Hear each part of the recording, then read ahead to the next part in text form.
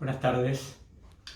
Volvemos a las andadas con la deuda, porque después de algunas referencias históricas que hicimos, en estos momentos tan conflictivos que se están viviendo, es necesario efectuar algunas precisiones, porque hay muchos comentarios sobre la deuda de Macri, sobre lo que ocurrió en los últimos 4 años, y lo mejor es dejar las interpretaciones e ir a los hechos. Empezando porque entiendo que de hablar de la deuda de Macri no es correcto, porque la deuda de Macri fue autorizada por ambas cámaras del Congreso en el 2016, 2017, 2018 y 2019. Es decir, que desde mi punto de vista hay una responsabilidad compartida entre el Poder Ejecutivo que emitió deuda y el Congreso Nacional que la autorizó. Un Congreso donde Macri no tenía mayoría, o sea, deuda autorizada por el Peronismo Federal, el Partido Justicialista, partidos provinciales, algunos legisladores del Frente para la Victoria, que ahora parece que se hacen los distraídos.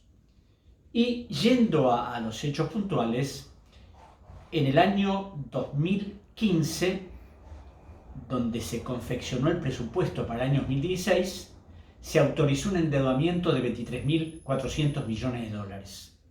Al asumir Macri, cuando fue el proyecto de ley al Congreso para pagar a los buitres, se autorizó un nuevo incremento de 12.500 millones de dólares.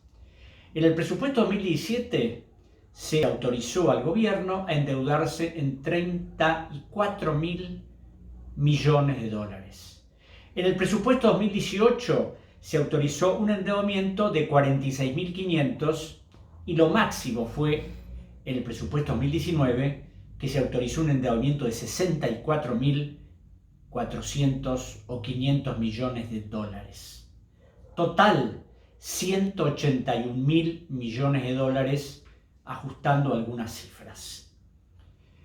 Si tenemos en cuenta que la doctora Cristina Fernández de Kirchner dejó en el año 2015 una deuda pública de 240.665 millones, y cuando se fue Mauricio Macri en diciembre del 2019 la deuda había trepado a 323.000, nos podemos dar cuenta que ha habido un endeudamiento neto de casi 80.000 millones, porque toda esa enorme deuda también que se emitió sirvió para pagar obligaciones anteriores. Esto por un lado.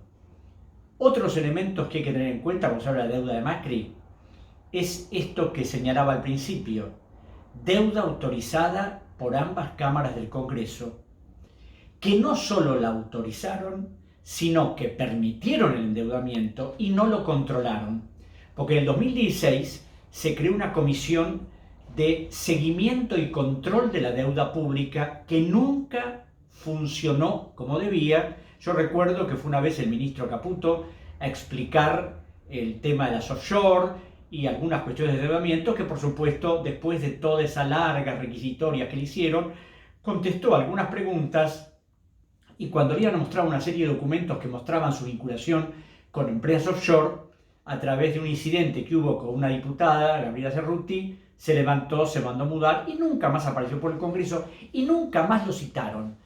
Es decir, el otro día escuchaba al senador Mayans hablar de la investigación, pero el senador Mayans, que preside esa comisión, nunca lo volvió a citar a Caputo y ningún legislador tuvo la menor intención de hacerlo.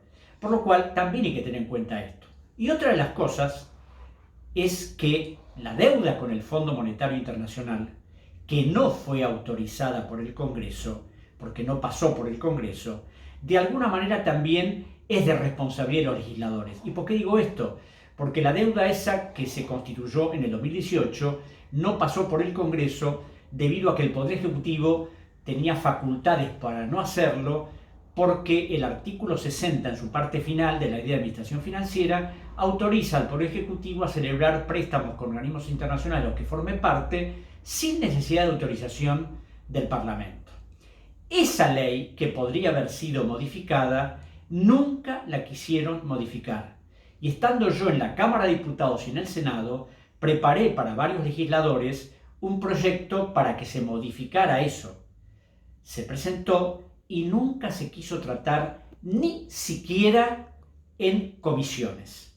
Por lo cual es interesante tener estas cosas muy precisas para saber hasta dónde es la responsabilidad del Poder Ejecutivo, a dónde la responsabilidad del Congreso de la Nación y a dónde estas comisiones que se crean y siempre terminan no cumpliendo con su función.